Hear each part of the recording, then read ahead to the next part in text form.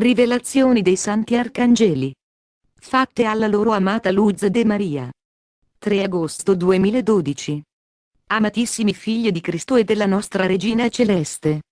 Noi, vostri compagni di viaggio, vostri custodi celesti, continuiamo a prenderci cura dell'umanità e rimaniamo accanto a ognuno di voi. Chiedete il nostro aiuto e noi, ipso facto, vi aiuteremo.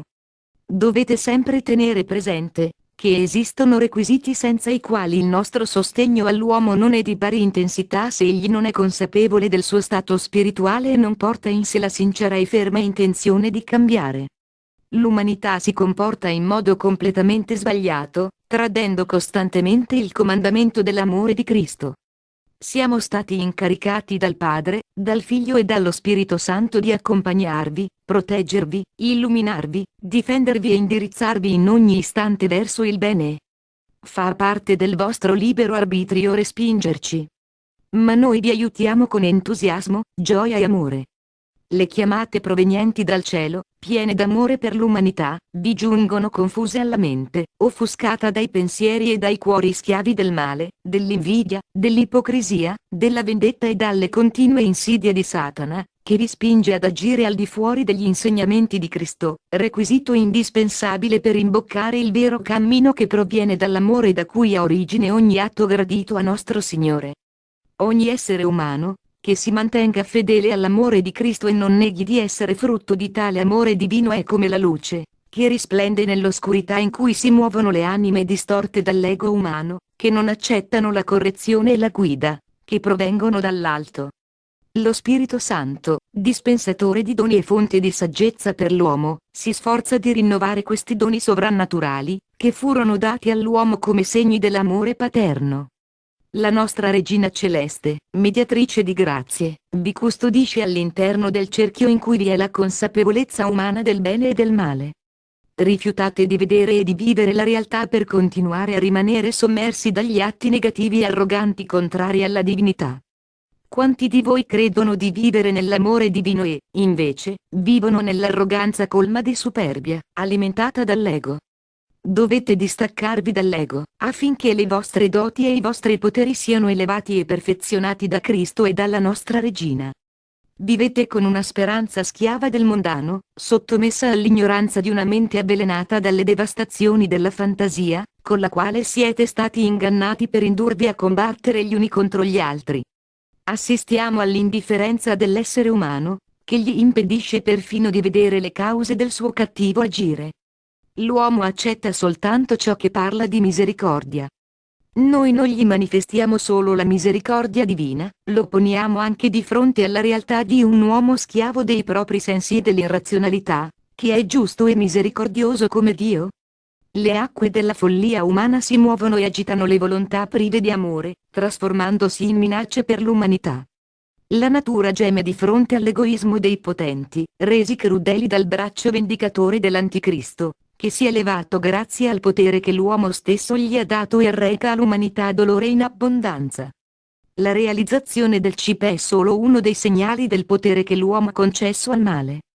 Noi, vostri protettori, verremo per il popolo fedele, dimostrando la nostra devozione a Cristo affinché resistiate alle prove della purificazione. Se siete fedeli al nostro Re Signore, alla nostra Regina Celeste e Madre dell'umanità, non temete, non temete. L'amore di Cristo per i suoi figli ha fornito loro per natura gli elementi necessari affinché i suoi fedeli conservino la salute e siano protetti dalle malattie e da tutto ciò che il male infligge loro. Se vi sentite pronti al cambiamento e siete consapevoli del compimento degli annunci celesti, assisterete alla discesa dal cielo dei vostri soccorritori. Vi esortiamo in nome di Cristo Gesù a pregare per l'Inghilterra. Pregate per Manhattan, patirà. Pregate per l'Italia, soffrirà. Nostri amati protetti, non indebolite la vostra fede ma accogliete queste chiamate con buona disposizione d'animo, fino alla presa di coscienza di quest'istante in cui l'umanità sconvolta si muove senza assumersi le proprie responsabilità. State allerta, nostri amati, allerta. Voi che restate fedeli e accogliete con amore queste chiamate, intercedete per i vostri fratelli, non negate la carità, non temete, noi siamo i vostri compagni di viaggio e ci teniamo pronti, per volontà suprema, ad accorrere in aiuto degli eletti.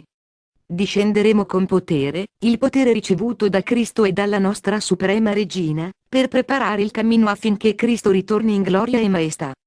L'uomo non è stato creato per autodistruggersi. Se egli persiste in questa distruzione in virtù del suo libero arbitrio, verremo a salvare gli innocenti e coloro che credono, avvolti dallo splendore di Cristo. E chi avrà il cuore di pietra e la mente ostinata, si dispererà di fronte all'abbattersi dei flagelli causati dall'iniquità del figlio di Satana. La mente dell'uomo non è in grado di immaginare tutto ciò che provocherà il figlio del male. Consentiteci di ampliare e infondere in ognuno di voi l'amore per Cristo e per la nostra amata Regina. Voi fratelli, spalancate la mente e il cuore, non continuate a vivere nella ristrettezza della mente umana. I vostri fratelli. Commento di Luz de Maria. Fratelli, sorelle. Una visione colma di dolore per l'umanità ha accompagnato questa chiamata, rivolta ai nostri fratelli, che noi non riconosciamo come tali, anzi, li ignoriamo e li temiamo.